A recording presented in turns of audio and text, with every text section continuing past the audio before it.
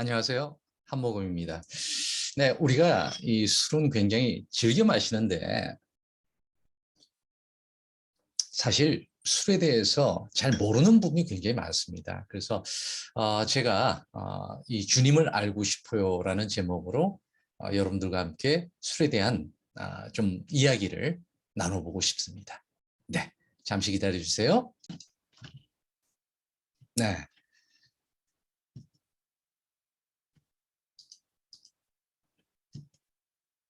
네, 술술술 넘어오니 우리가 술은 말씀드린 것처럼 꽤 오래 마셨지만 물어보면 잘 모르는 그러한 술에 대한 이야기를 그 잡다한 이야기를 좀 해보고자 합니다.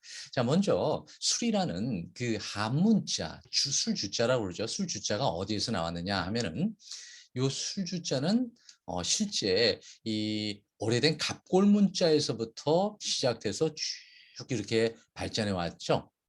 그래서 술 주자는 항아리 모양의 U자, 네, 여기 요 닭 U자도 같죠? 네, 신유술해 할 때 여기 닭띠 계신가요? 네, 여기서 항아리 모양의 U자라고 그래요. 이 항아리 U자에다가 삼수변, 물수가 조합한 거예요. 그래서 어떤 분들은 이렇게 얘기해요. 닭이 물을 먹듯이 한 번 먹고 이렇게 고개 들잖아요. 이런 것처럼 술 한 모금 입에 물고 하늘 한번 쳐다보듯이 천천히 술을 마셔라. 뭐 이런 얘기를 하는데 그래야 입에서 헛소리 안 나온다. 뭐 하는데 또 이런 얘기도 있어요. 유시 몇 시죠? 자축, 인묘, 진사, 오미, 신유, 술해 할 때 유시는 바로 오후 5시에서 저녁 7시 이 시간이에요. 그러니까 무슨 얘기죠? 7시면은 일찍 술 마시고서 7시까지는 집에 들어가서 일찍 자라. 뭐 이런 식으로 얘기하시는 분들도 계셔요. 자, 고유어로 보면은 이것은 한국에서는 수불이라고 해서 수불, 술, 쭉 물이 불이 붙는다는 거죠. 우리 불주 하잖아요.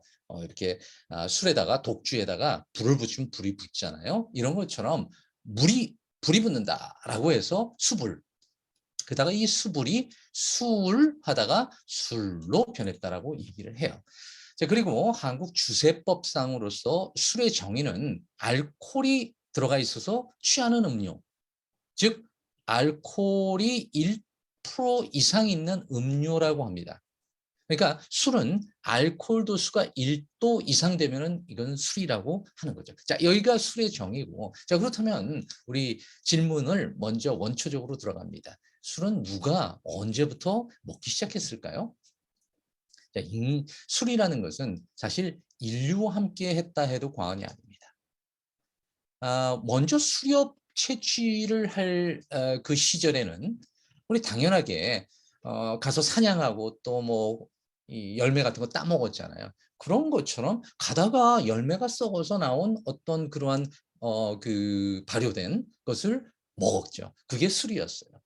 그래서 이제 지나다니면서 채취하고 수렵하던 시절에는 그냥 주워 먹었다면 그 다음에 우리가 농경 목축 시대가 되면서 정착 생활을 하게 되죠.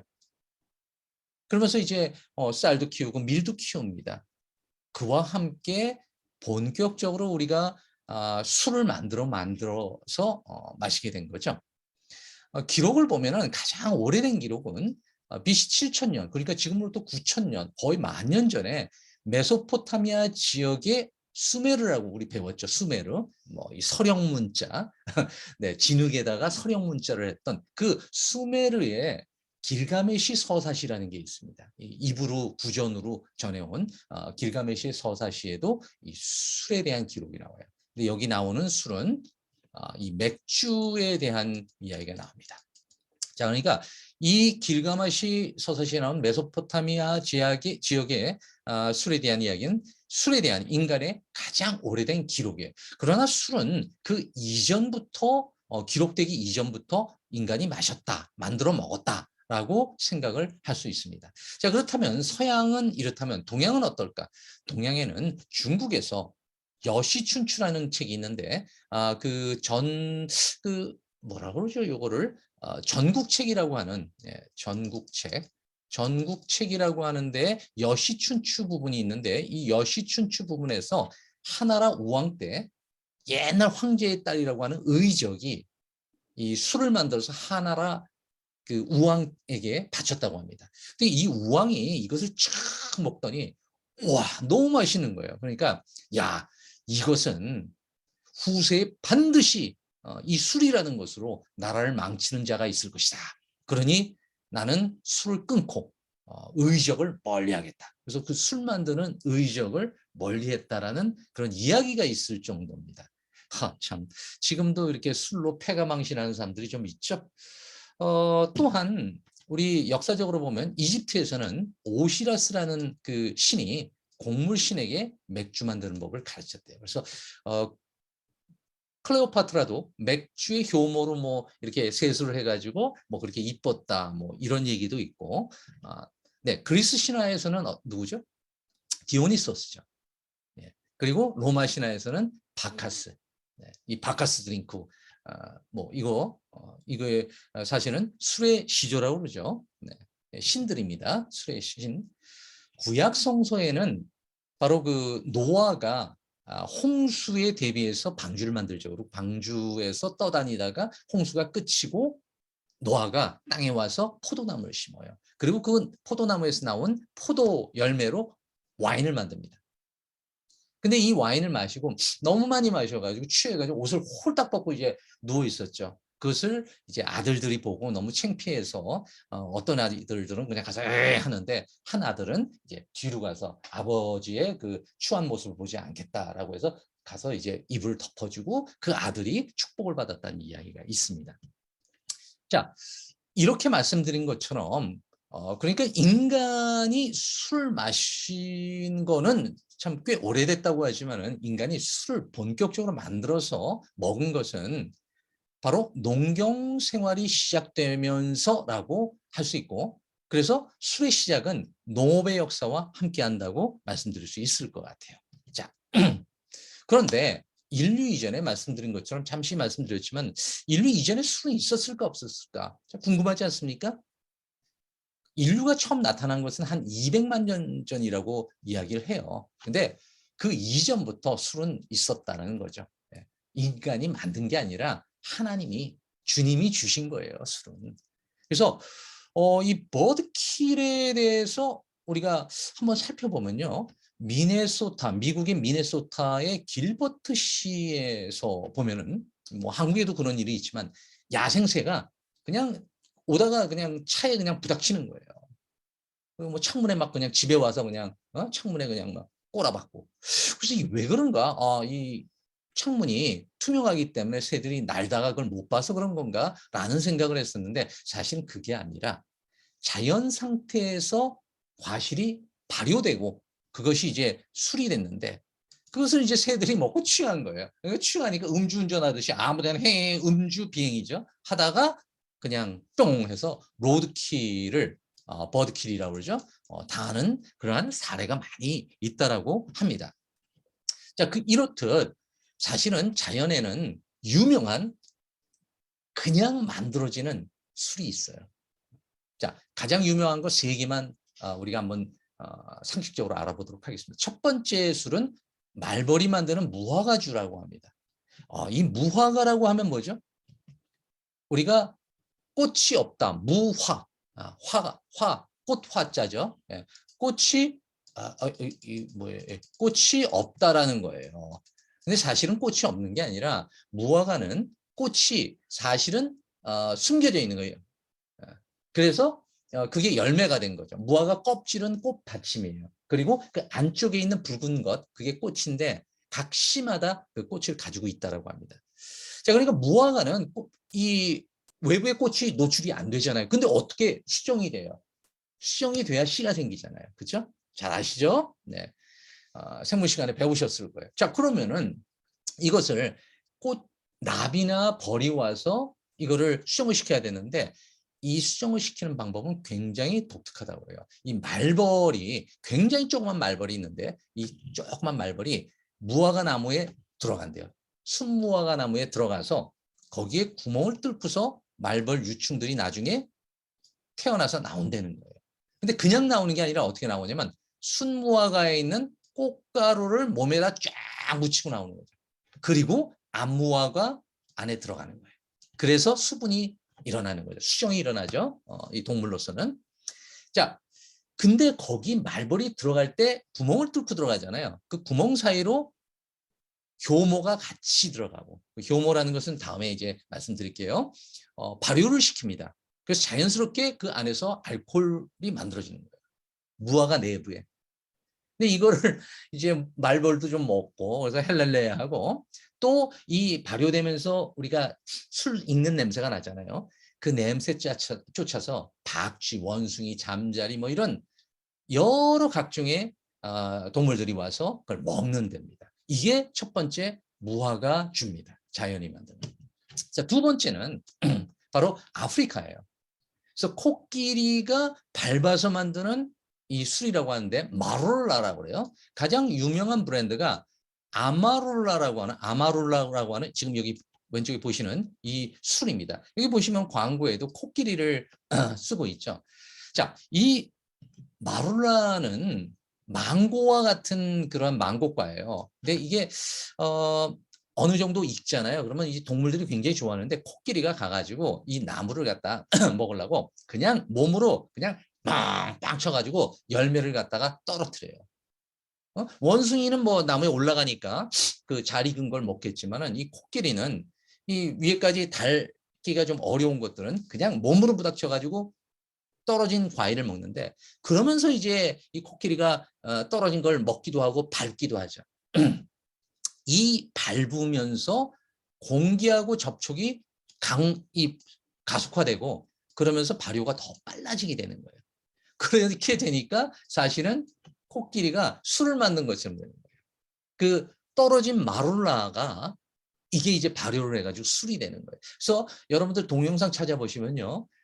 이 발효된 술을 먹고 이 마룰라 열매를 먹고 코끼리가 취해가지고 배틀배틀거린 그런 모습이 있는 동영상들이 있어요. 물론 원숭이도 취해가지고 있는 그런 동영상이 있고.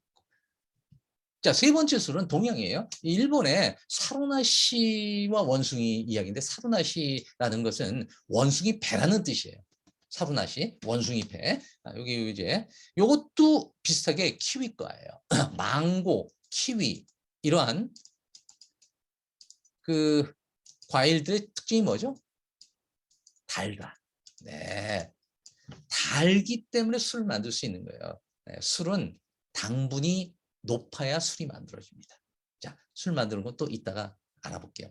자, 그래서 이 망고과의 이 과실인데 참데레라고 그러죠. 한국에서는 이 열매를 이 일본 원숭이가 이 저장해 놔요. 막 먹으려고 좋아하니까 다니까. 근데 저장해 놨다가 이게 발효가 되는 거예요. 깜빡 잊어버린 거야. 원숭이가 저장해 놓고 그 저장해 놓은 거를 이제 싱싱할 때 먹어야 되는데 깜빡 잊고서 놔뒀던 거예요. 그랬더니 어떻게 돼요? 이게 발효가 돼서 거기에서 술이 만들어졌다는 거예요. 그래서 이거를 뭐라고 그러냐면 원숭이가 만들었다고 그래서 원주, 원숭이가 만든 술, 그래서 원주라고 한답니다. 그러니까 여기 써놓은 것처럼 사실 인간이 술을 먼저 만들기 전에 가장 먼저 술을 만든 동물은 누구냐 하면은 사실 원숭이다라고 얘기하고, 우리가 원숭이의 그러한 행동을 이제 보고 배워가지고 술을 빚어서 마신 거 아니냐, 이런 주장을 하는 그런 분들도 있습니다. 자, 이렇게 우리가 세 가지 자연 상태에서 만들어진 술, 유명한 술 세 개를 살펴봤습니다.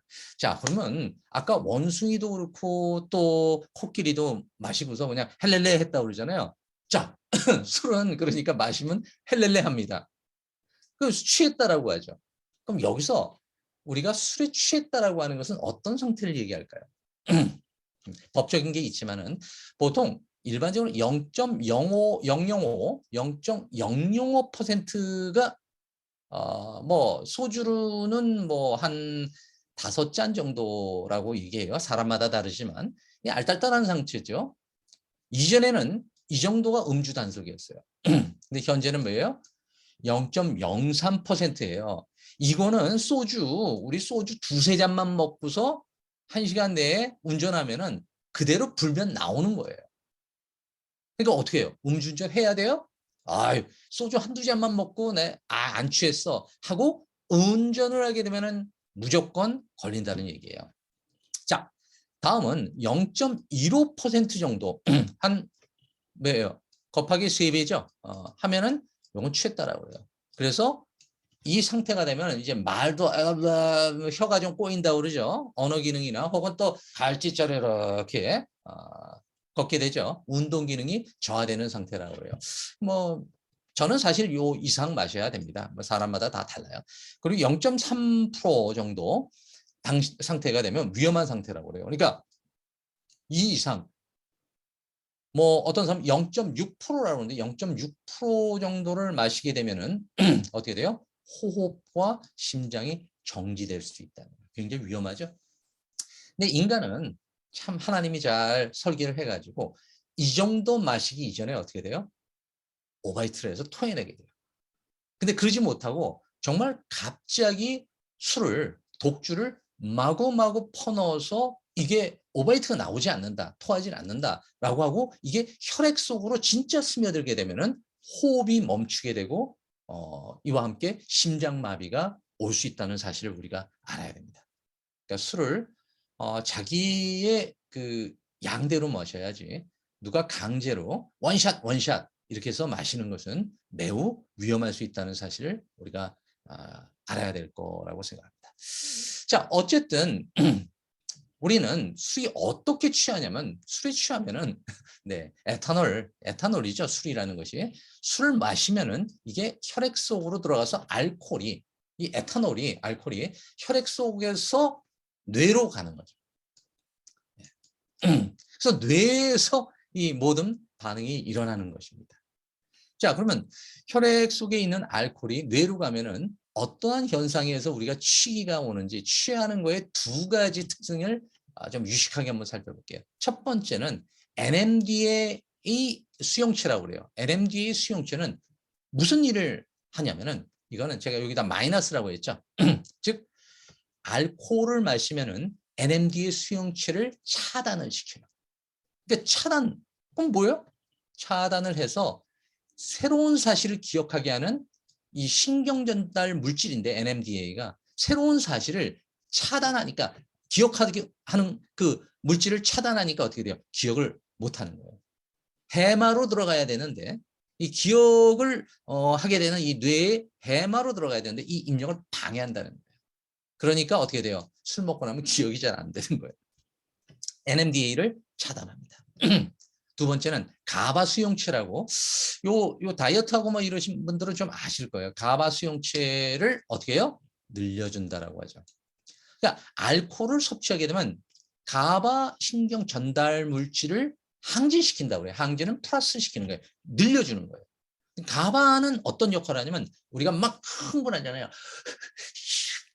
흥분하는 이 흥분을 억제시키는 역할을 하는데 그러니까 진정 효과가 나오는 거죠.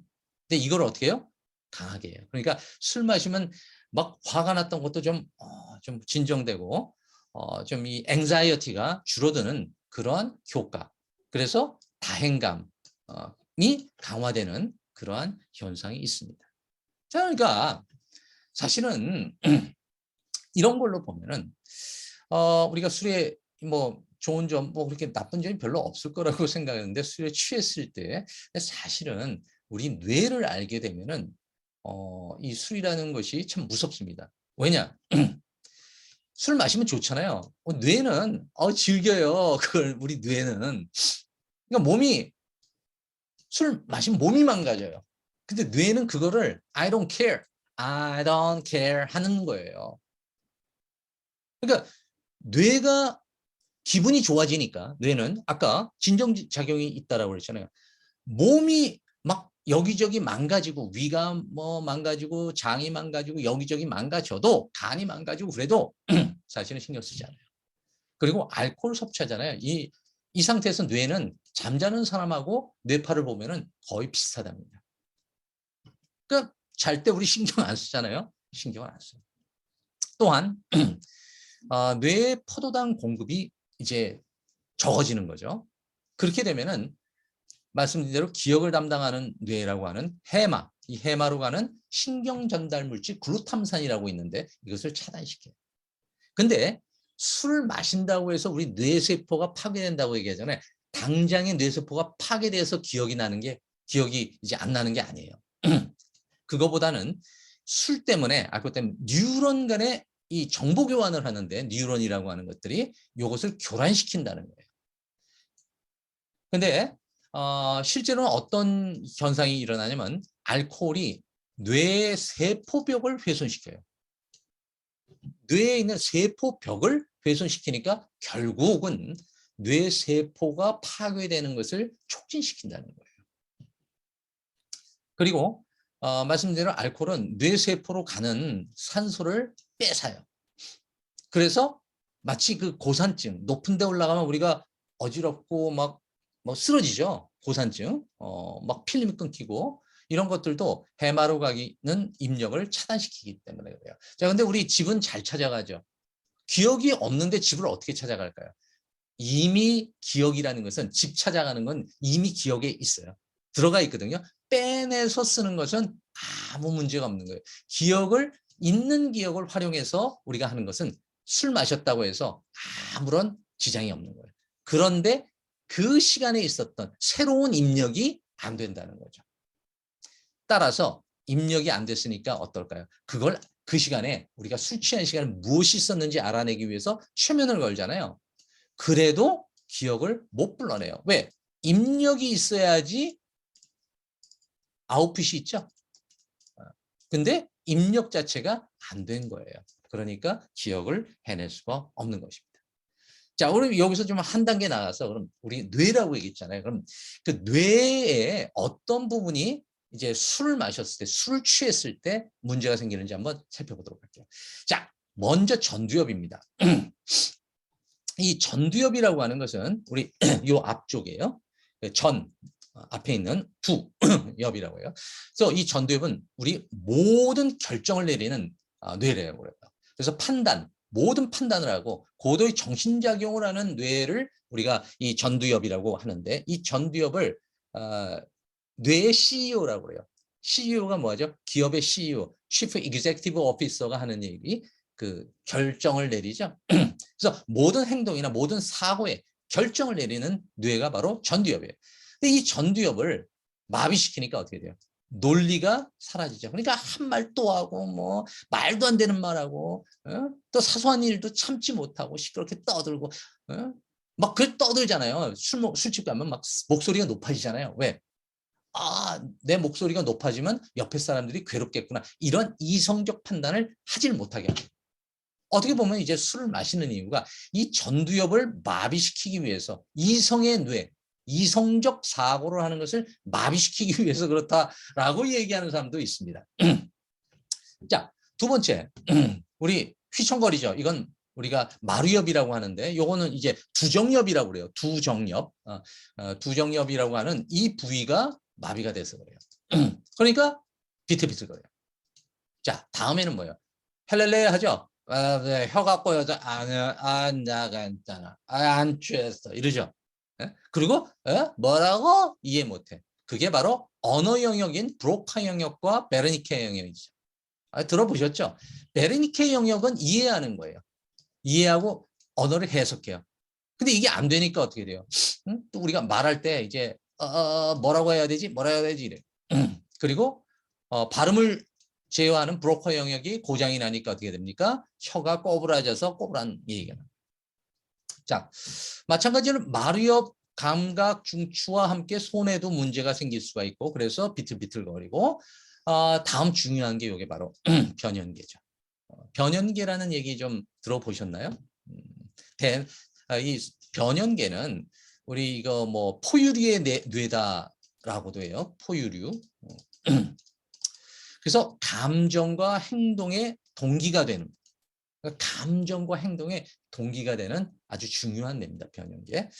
그래서 이게 고장이 나니까 감정 기복이 심해지고 또 뭐 조금 먹게 되면은 조금 취하면은 성욕을 참지 못하죠. 그러니까 인간의 기본적인 그 어떤 그 진화론적으로 얘기했을 때 인간이 왜 존재하죠?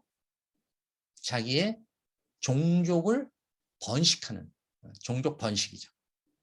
그리고 내가 살아남아서 종족을 번식시키려고 하는 것이 인간의 기본적인, 인간뿐만 아니라 모든 동식물의 기본적인 욕구라고 하죠. 그리고 사명이라고 하죠. 그러니까 그 욕구를 사실 우리가 사회생활을 하면서 전두엽, 이성이라는 것으로서 그 감정을 차단하고 있었죠. 야, 저기, 야, 이 공공장소에서 그러면 안 돼. 또, 야, 저 사람은 내가 나랑 모르는 사람이야. 근데 내가 가서 갑자기 막 치근덕거리고 막 섹스를 하겠다라고 생각해? 그러면은 안 돼. 그건 깜빵가. 이런 것들이 이성적 뇌예요. 근데 이성적 뇌를 마비시켜 버리는 거죠. 그러면 어떻게 돼요? 변연계가 튀어나오는 거예요. 그러니까 성욕을 참지 못하거나. 근데 또 아이러니하게 너무 마시게 되면은 성기능 장애가 와서 그런 행위 자체도 아예 못하게 되죠. 그리고 여기 이제 해마라고 하는, 앞서도 나왔죠. 해마가 여기 있습니다. 해마가 왜 해마예요? 우리 바다에 해마 있죠? 해마 이렇게 생긴. 그 해마처럼 생겼기 때문에 해마라고 그래요. 여기는 기억을 담당하는데 이게 마비가 되니까 기억이 나지 않는다고 앞서 말씀드렸어요. 자, 그리고 0.6 이상 마시게 되면 어떻게 된다고 그랬어요? 그래서 혈액 농도가 0.6 이상 되면은 퍼센트가 되면은 호흡마비, 심장마비가 온다고 그랬죠. 이 뇌간이 우리 알다시피 우리가 신경 쓰지 않고도 우리가 이걸 숨 쉬어, 야 심장 뛰어, 이거 안 해도 자율적으로 이게 일어나는 일이죠. 근데 이게 갑자기 멈춰버린다. 자, 앞서 말씀드린 것처럼 우리 뇌를 간단하게 한번 살펴보면 이게 뇌에 삼위일체설이라고 하는 있어요. 요게 칼 세이건이라는 칼 세이건이라는 작가이자 또 그 진화심리학자죠. 진화학자죠. 이 칼 세이건이 유명한 책이 코스모스라는 책이 있죠. 이 칼 세이건이 이 코스모스에서 이것을 이렇게 쉽게 설명하기 위해서 이거를 모델을 써요. 이게 뭐냐면 우리가 진화에 오면서 층별로 계속 차츰차츰 이렇게 쌓듯이 왔다 이거예요. 처음에 파충류는 진화에 오면서 파충류는 생존을 위해서 숨쉬고 체온 조절하고 맥박, 먹고 자고 싸고 이것을 하는 그 뇌가 바로 파충류의 뇌라는 거죠. 가장 안에 있는 거. 아까 숨 못 쉬는 뇌가 아니라. 자, 그 위에 진화가 돼서 포유류가 나오면서 포유류는 어떻게 돼요? 감정의 뇌, 바로 변연계가 생겨났다고 그러죠. 이 변연계가. 그래서 여기서는 기억을 하고 성욕과 식욕 이것을 담당하는 뇌라고 했어요. 자, 근데 인간이라고 하면서 호모족으로 되면서 호모사피엔스가 되면서 영장류의 뇌는 요거는 사고, 생각을 하는 뇌가 됐다라고 그러죠. 그래서 기획 조직을 하고 우선순위가 무엇인지 그리고 신중한 판단을 하고 이 앞으로 예측을 할 수 있는 거예요. 앞으로 무슨 일이 이렇게 하면 일어날까 이 결과를 예측하고 또 충동을 조절하고 감정을 드러내지 않는 그러한 일을 하는 앞서 얘기한 전두엽 이것이 층층이 쌓였다라고 이야기를 해요. 자, 이 논리는 사실은 이견들이 많습니다. 얼마 전에 나온 이토록 뜻밖의 뇌과학이라고 하는 책에서 리사 펠드만은 이것이 잘못됐다고 주장을 해요. 근데 어떻게 보면 사람들이 이 뇌를 이해하는데 굉장히 도움이 될 수 있어요. 자, 한마디로 얘기하면 어떻게 해요? 정리를 하면 우리가 술을 마시면은 전두엽, 인간을 인간답게 하고 바로 이성을 담당하는 이 전두엽이 마비가 되니까 요 변연계가 얘가 마비가 되니까 없어진 거예요. 그러니까 변연계가 튀어나오는 거죠. 그러니까 감정이 표출이 되고 감성이 풍부해지고 그래서 감정이 표출되고 그러니까 어떻게 돼요? 막 그냥 그냥 막 동물이 되는 거예요. 그냥 한마디로 개가 된다고 그러죠. 야, 저 술 취해서 개 됐어. 바로 본 겁니다. 동물이 되는 거예요. 자, 그럼 술 취했다라는 거에 대해서 속설들이 굉장히 많아요. 자, 우리 과학적으로 조금 더 과학적으로 한번 살펴볼게요. 자, 우리가 얼굴이 붉어지는 거는 건강하다 뭐 이런 얘기하지. 야, 혈액순환이 잘 되니까 뭐 건강한 거야. 근데 그렇지 않습니다. 이거는 효소가 없다는 거예요. 아무튼 예. 우리가 두 번째는 알코올 도수가 낮은 것부터 마셔야 덜 취한다라고 얘기하죠. 근데 그렇지 않습니다. 이 뭐 알코올 도수와 별 상관이 없어요. 근데 오히려 알코올 도수가 낮은 것부터 먹으면 먹기 좋겠잖아요. 근데 알코올 도수가 낮은 걸 먹으면은 분해 효소가 사실은 다시 이제 나오지 않는 그런 문제가 분해 효소가 작동하지 않을 수가 있대요. 그래서 이것은 사실이 아닙니다. 폭탄주가 더 잘 취한다? 조금은 맞고 조금은 틀려요. 왜 그럴까요? 아, 폭탄주라는 게 뭐예요? 맥주에다 소주를 탄 거죠. 자, 도수를 한번 봅시다. 맥주는 5도예요. 근데 거기다 소주를 탔으니까 어떻게 돼요? 보통 폭탄주는 11도가 되는 거예요. 그러니까 11도수를 부드러우니까 맥주를 5도인데 맥주를 11도짜리를 먹었으니까 어떻게 해요? 더 빨리 취할 수 있죠. 그런데 같은 양을 먹으면 사실은 똑같습니다. 여기에 한 가지 탄산이 들어있기 때문에 위에 흡수가 잘 된다라는 이야기를 있어요. 근데 결국은 알코올을 얼마만큼 흡수했느냐, 내가 먹었느냐가 술 취하는 것과 관계가 있어요. 근데 빨리 취하기 위해서 빈속에 사실 탄산이 있는 그것을 부드러운데 도수가 강한 거를 빨리 마시면 그건 당연히 취하겠죠. 그러니까 폭탄주가 뭐를 섞었기 때문에 빨리 취한다라는 이야기는 아니고 맥주처럼 마시는데 맥주가 섞어서 도수가 높은데 그걸 많이 마셨다 하기 때문에 취하는 거죠. 자, 이온 음료, 그러니까 뭐 포카리 스웨트, 게토레이하고 섞으면 뭐 이온 음료가 뭐 혈액과 삼투압 작용에 의해서 잘 흡수가 되니까 빨리 취한다. 이런 얘기 있죠. 사실은 이것도 그 사실이 아니라고 합니다. 오히려 이걸 먹으면은 어떻게 되죠? 이온 음료가 중화를 시켜서 술이 덜 취할 수 있다라고 얘기를 해요. 자, 다음은 매일 조금씩 반주로 마시는 것이 좋다라고 얘기하죠. 근데 의사들은 그렇게 얘기하지 않습니다. 오히려 매일매일 먹으면 간에 무리가 갈 수 있다라고 해요. 간은 이거는 회복에 있어서 진짜 끝판왕이에요. 72시간만 쉬어주면은 72시간 며칠이에요? 24시간 곱하기 3이죠. 예. 3일이라고 합니다. 3일만 쉬어주면 간은 완전히 싱싱해져요. 그래서 제가 이제 우루사를 담당했었기 때문에 이제 간에 대해서 조금 공부를 했었는데 뭐 간 이식 같은 거 봤잖아요. 그러면 진짜 간에 10분의 1 정도만 딱 남겨놔도 한 달이면 이게 제 사이즈가 돼요. 여기죠. 네, 오른쪽 간은 어디 있냐면 오른쪽 갈비뼈 이 안에 있습니다. 그래서 간이 부으면 어떻게 할 수 있냐면 의사 선생님이 이렇게 해서 톡톡 이거 치죠. 쳐봐요. 이거. 쳐봐서 간이 부으면은 이 바로 갈비뼈 밑에를 쳤을 때 둔탁한 소리가 나는 거죠. 왜? 여긴 비어 있어야 되는 거예요. 원래 갈비뼈 밑에는. 근데 갈비뼈 위에 있는 소리하고 똑같은 소리가 나는 건 뭐예요? 간이 부어서 밑에까지 내려왔다는 얘기죠. 그래서 의사 선생님들이 이렇게 손으로 쳐서 소리를 들어서 간이 부은 걸 알 수 있어요. 자, 사우나를 해야 땀이 배출돼서 술 깬다라고 얘기했는데 사실 사우나는 굉장히 위험할 수가 있습니다. 술 마시면 금방 사우나 하잖아요. 그러면 어떻게 돼요? 더우니까 혈관이 확장돼요. 확장되면서 갑자기 피가 빨리 흐르니까 심장마비나 혹은 뇌출혈이 일어날 수가 있어요. 그래서 어떤 게 좋아요? 사우나보다는 미지근한 물로 샤워를 하는 것이 오히려 더 좋다라고 합니다. 자, 요거 몇 가지는 조금 더 좀 깊이 있게 좀 제가 말씀드리고 싶어요. 자, 이런 얘기가 있죠. 소주보다는 맥주가 덜 취한다는 얘기가 있어요. 그럴까요?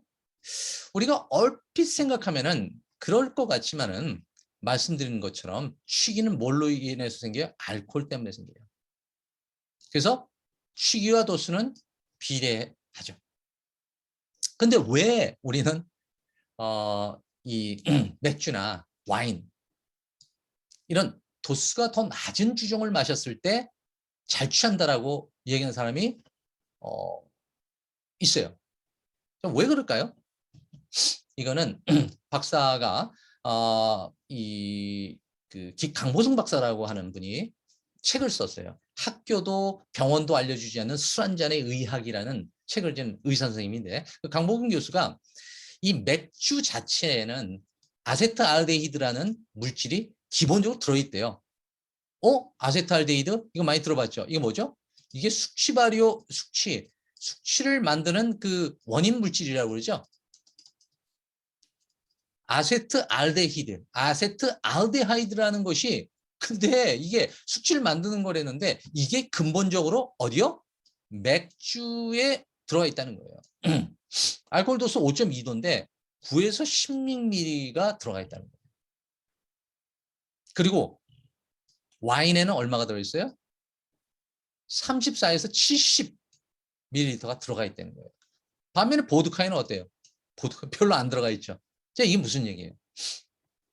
결국 우리의 주종이 중요한데, 우리가 와인 혹은 맥주, 이것을 발효주라고 그래요. 발효주. 도수가 좀 약한 거. 네. 그럼 발효를 해서 만드는 그 술은 아세트알데히드, 즉 숙취를 만드는 그 물질이 술 안에 있다는 거예요, 이미. 그래서 우리가 더 잘 취한다라고 볼 수 있다는 거죠. 소주보다는 맥주가 더 잘 취할 수 있다는 거예요. 자, 그러면은 좀 더 우리가 좀 더 이해하기 쉽게, 우리가 몸은 사실 공장이에요. 예, 공장 같습니다. 하수 처리 공장이 바로 간인데, 자, 몸에서 어떻게 술이 분해가 되고 없어지는지를 우리가 좀 살펴보도록 할게요. 자, 소주 마셨어요. 알코올이죠. 이 알코올이 들어오면은 위와 소장에서 흡수가 돼요. 그러니까 위에서 조금 흡수가 되고, 그 다음에 대부분이 소장에서 흡수가 되는데, 이때 소장에서 흡수가 돼서 이게 혈액을 타고서 이제 체내에 흡수가 되죠. 여기에 바로 여기 있는 알코올 탈수소 효소라고 하는 ADH라는 물질이 있어요. 이게 효소예요. 효소가 뭐하죠? 분해하는 역할을 하죠. 그래서 분해 효소 ADH라는 것이 들어와서 뭐를 만드냐면 알코올을 아세트알데히드라는 것으로 만들어줘요. 일단 ADH가. 그러면 아세트알데히드 뭐라고 그랬어요? 앞서 말씀드린 숙취 원인 물질이고 독성 물질이에요. 이걸 만들어낸 것을 간에서 어떻게 해요? 해독을 하는 거예요. 해독을 할 때 뭘 쓰냐? ALDH, 아세트알데히드 요 효소, ALDH라는 알데히드 효소가 분비가 돼서 얘를 해독해서 뭘 만들었냐면 아세트산이라고 하는 비독성 물질. 이게 뭐예요? 식초예요. 그냥 초산입니다. 초산. 그러니까 시큼한 비독성 물질인 초산으로 분해를 해서 물하고 이산화탄소, CO2죠. 이산화탄소를 만들어서 이거를 숨 쉴 때 땀, 혹은 분비물, 호흡 이런 걸 통해서 이제 없애버리는 거예요. 근데 이게 얼마나 걸려요? 6에서 10시간이 지나야지 이 해독작용이 나오죠. 그런데 어떤 사람은 ADH 효소가 적거나 혹은 ALDH 효소가 적어요. 그래서 얼굴이 빨개진다는 사람, 앞서 얘기한 거, 그건 뭐예요? 바로 아세트알데히드, 이 독성 물질을 해독하는 ALDH 효소가 부족하다는 거예요. 없다는 거예요. 근데 이거는 서양인들이 모두 다 갖고 있다라고 한다면 ALDH 효소를, 알코올 분해 효소예요. 그러니까 쉽게 얘기하면 그것을 서양인은 100 다 갖고 있다라고 만약에 친다면 동양인은 30 정도만 갖고 있다라고 이야기해요. 그러니까 동양인들은 천성적으로 DNA 이상 술을 못 먹게 되어 있습니다. 그리고 특히 다른 나라 동남아 중에서도 술이 그래도 조금 마신다는 나라, 그러니까 이 효소가 있는 민족이 태국 그리고 한국, 네, 이렇게 있어요. 중국도 조금 있다라고 하지만 민족이 다르니까 한국과 태국이 상당히 분해 효소가 있어요. 자, 그래서 앞서 말씀드렸잖아요. 빨개족은 술 마시면 안 된다? 맞다라는 얘기예요. 아세트알데히드 말씀드린 분해하는 ALDH 효소예요. 이 효소가 부족하다는 신호예요. 분해 효소가 부족하니까 알코올에 의해서 알코올이 들어가니까 혈관이 확장돼요. 그러니까 이 뭐죠? 안면 홍조가 나타나는 거예요. 안면 홍조. 이 안면 홍조 이거 굉장히 문제시 되기도 하죠. 그냥 얼굴 빨개지니까 빨개족이라고 그러죠. 예, 이게 참 문제입니다. 술을 안 먹어도 빨간 사람들이 있는데 뭐 이 안면홍조 있으신 분들은 나중에 저한테 연락해 주세요. 아주 그 명의를 제가 알고 있습니다. 자, 두 번째, 이 아세트알데히드는 뭐라고 그랬어요? 독성 물질이라고 했어요. 독성 물질. 그래서 이게 체내에 남아 있으면 몸에 굉장히 안 좋아요. 그러니까 안면홍조 뭐 그리고 빈맥 막 맥이 그냥 막 왔다 갔다 거리는 거 맥박이 그 머리 아프고 뭐 오바이트 나오고 이런 숙취를 유발하는 것뿐만이 아니라 세포 그리고 DNA를 손상시킨다는 거예요. 또한 식도암 발병률이 이 얼굴이 안 빨개지는 사람들보다 10배 대장암 발병률이 6배 정도가 높다는 연구 결과가 있어요. 자, 그러니까 여러분 빨개족이다 그러면은 알코올 섭취를 조금 줄이실 필요가 있다는 겁니다. 자, 이렇게 술이 마셨는데 여러분 아까 막 뭐 두세 잔만 먹고서 음주운전해도 걸린다고 제가 말씀드렸어요. 자, 그러면은 얼마가 지나야 술이 깰까요? 최근에 우리 예전에는 저도 막 그냥 새벽까지 마시고 아침엔 괜찮아 그러고서 운전하고 다니고 출근하고 그랬었는데 사실은 그거 지금 요즘 많이 잡히죠. 아침에 운전하다가 심지어는 11시 정도에 운전하다가 잡혀요. 자, 근데 제가 rule of thumb이라고 그러죠. 쉽게 계산한 방법. 마지막으로 내가 술을 마시고서 12시간은 최소 지나야지 괜찮을 가능성이 있어요. 12시간. 그러니까 내가 어제 12시에 술을 마지막으로 막잔을 꺾었어요. 그러면은 몇 시? 다음날 12시, 오후 12시 돼야 술이 조금 빠지기 시작한다라고 말씀드릴 수 있습니다. 자, 여기 계산을 해보니까 남자 70kg라고 만약에 했을 때 소주 한 병은 4시간 6분이 지나야지 알코올 분해를 할 수 있다는 얘기예요. 또 와인 한 병은 어떻게? 5시간 50분.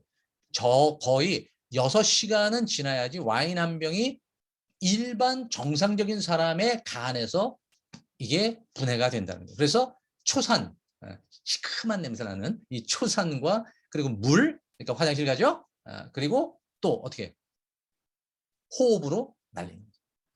여기서 제가 쓰진 않았는데 우리가 맥주 마셔서 화장실 많이 간다고 그러죠. 물론 뭐 맥주가 이 수분의 양이 많으니까 화장실 가지만 소주를 마셔도 소주가 들어가게 되면 화장실 가게 돼요. 그게 왜 그러냐면 우리가 이 수분을 마셨기 때문에가 아니라 알코올이 들어가면은 이 농도를 맞추기 위해서 뇌에서 뭔가 이거 진한 거 들어온다. 이거 빨리 수분을 배출해야 돼 이거 수분 배출.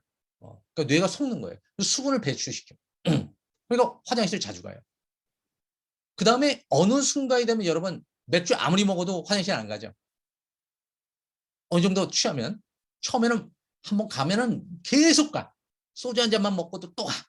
근데 조금 있으면 안 가요. 왜 그럴까요? 그거는 뇌가 이거 지금 물 너무 버리고 있어. 이렇게 가다가 나 탈수돼. 그래서 뇌가 그만하고 이제 그만하고 이제 물을 버리는 것을 차단시켜요. 그러니까 화장실 안 가요. 그 다음날 일어나서도 화장실 가서 오줌 누려고 그러면 안 나와요. 왜? 얘가 아직 안 깬 거야. 너 이러다가는 쓰러져. 탈수되는 거야. 그러니까 오줌 넣지 마. 이렇게 되는 거죠.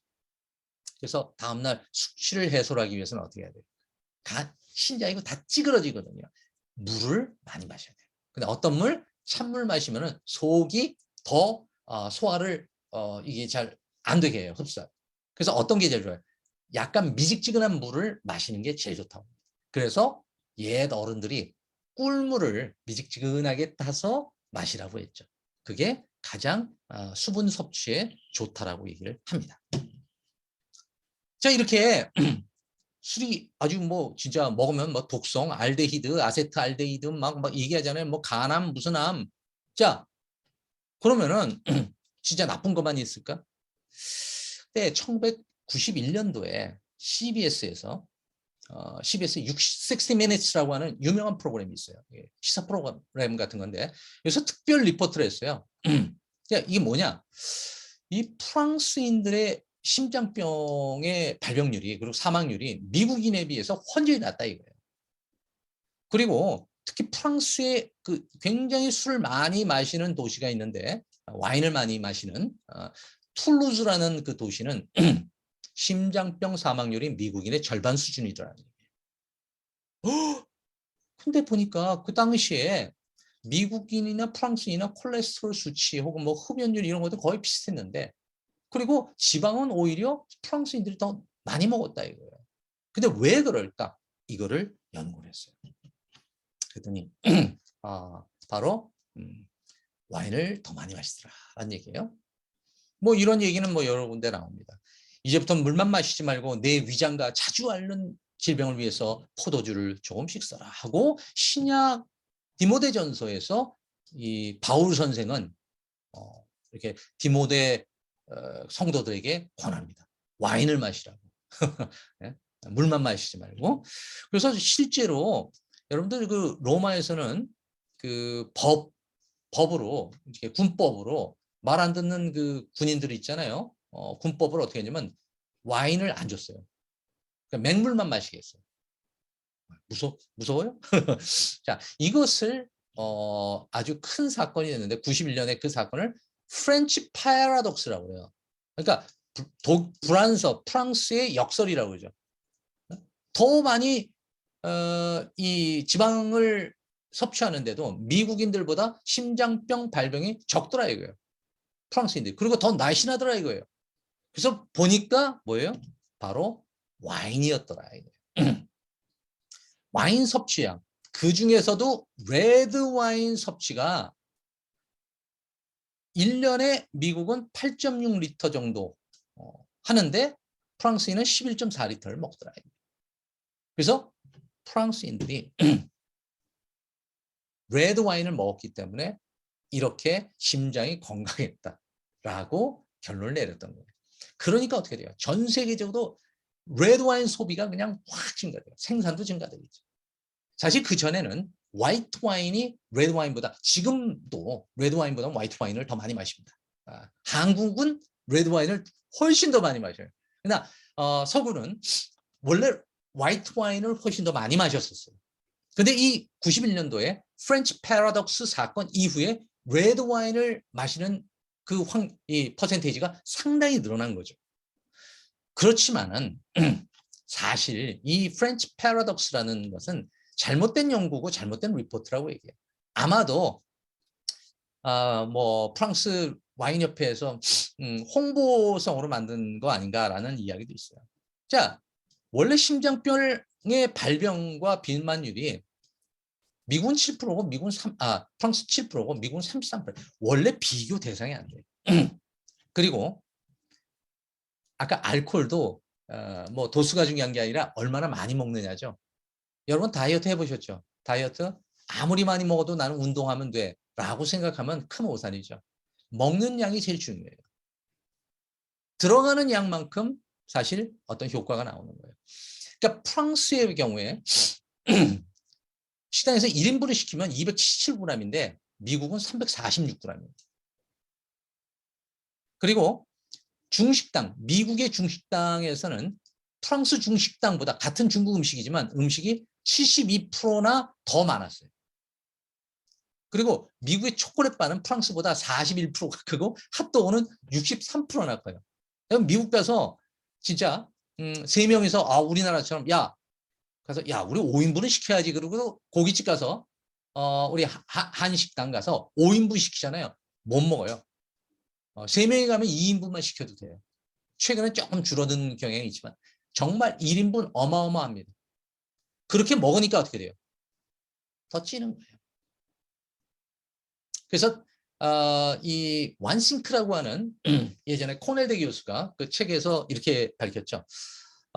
다이어트를 하는 데 있어서 가장 핵심적인 거는 이 그릇을 작게 하고 음식을 조금 주는 거라는 거죠. 그렇게 됐을 때 실제로 다이어트가 되더라는 거예요.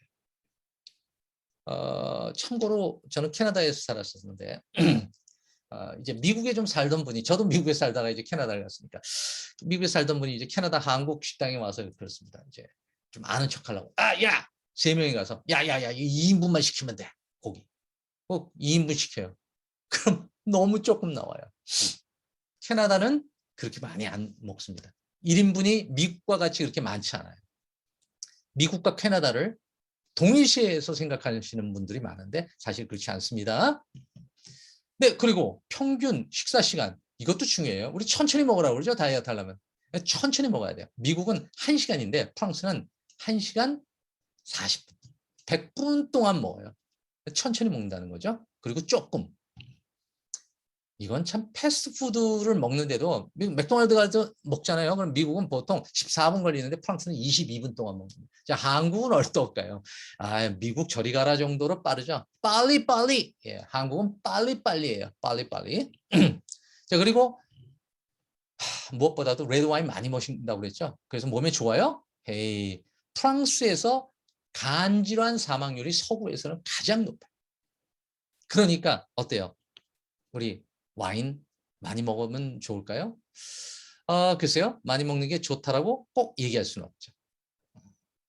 자, 오늘은 여기까지 하고 다음에는 제가 술은 어떻게 만드는 걸까에 대해서 한번 살펴보는 시간을 갖도록 하겠습니다.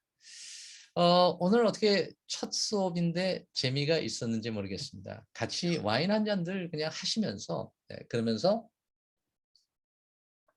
부담 없이 즐기시면 좋을 것 같아요. 자, 오늘 수고 많이 하셨습니다. 네, 감사합니다.